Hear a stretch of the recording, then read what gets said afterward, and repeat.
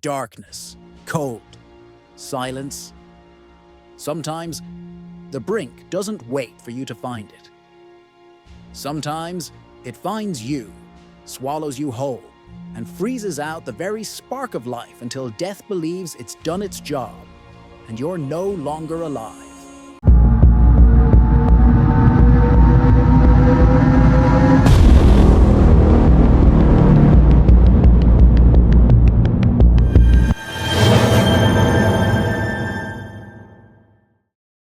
For Justin Smith, that moment was when they found him frozen in a snowbank on the side of a northern Pennsylvania road.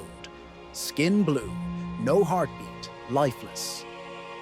I remember my boots crunching through the icy crust, the cold slicing through every layer of clothing. The temperature was close to zero, and he had been missing for hours. I called his name into the wind, but the snow and darkness swallowed the sound. Then I saw him, half buried in the snow, not moving, not breathing, just laying there, jacket unzipped and open. His skin was blue, eyes still open. I dropped to my knees beside him, brushing snow from his face. His jacket was frozen with ice. I felt for a pulse, nothing, just silence. Cold, unrelenting silence. Something a parent never wants to see. My son was dead. Before the ice took me, I was just Justin. 25, psychology major, living a normal life. That night, February 20th, 2015, started with friends, drinks, laughter. A night like any other in McAdoo, Pennsylvania. It was late when I decided to walk home.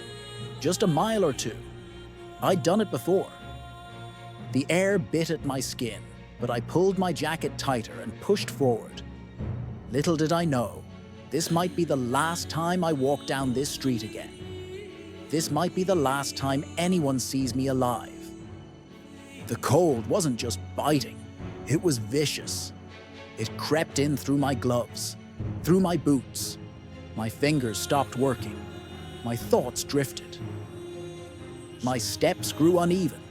At some point, I must have wandered off course. Streetlights faded behind me. Snow deepened underfoot.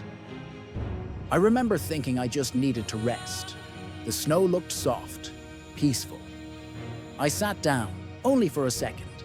The cold no longer hurt. It embraced. The wind quieted. My heartbeat slowed. The world faded. The paramedics found no pulse, no breath. Justin's core body temperature had dropped below 70 degrees. His pupils were fixed. He was declared dead. But his father refused to let go. He begged them to try. Anything. Someone listened. Justin's body was transported to Lehigh Valley Hospital. Dr. Gerald Coleman stood over what was, by every definition, a corpse. No heartbeat, no electrical activity. The brain had been without oxygen for hours, but there was one rule that hadn't yet been broken. You're not dead until you're warm and dead.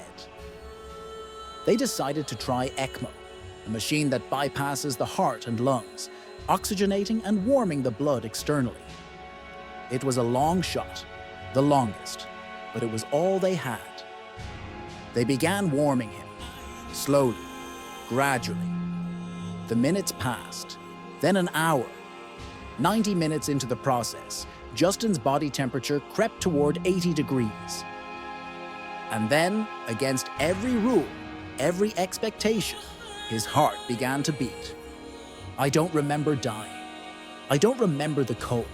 I only remember waking up. Fluorescent lights, distant voices. A strange feeling, like being pulled from the bottom of a deep lake.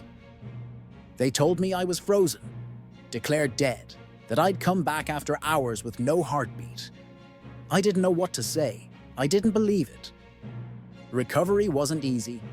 I lost all my toes, some of my fingers. Nerve damage still lingers, but I survived. My brain, against all odds, was intact. There's no medical explanation for it. The memories of that night are gone. maybe that's a blessing. Doctors still call it a miracle. They say the cold preserved my brain, kept it viable even after everything else had shut down. They credit ECMO, the medical team, the equipment. But I know the truth. My father wouldn't stop looking, wouldn't stop hoping. Something kept me alive out there. Maybe science, maybe faith, maybe just love. I stood at the brink of darkness, dead, no life left in me, and I came back.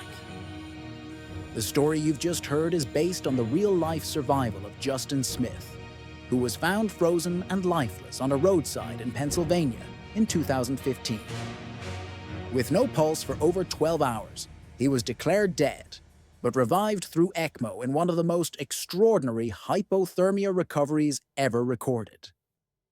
Doctors now say, you're not dead until you're warm and dead.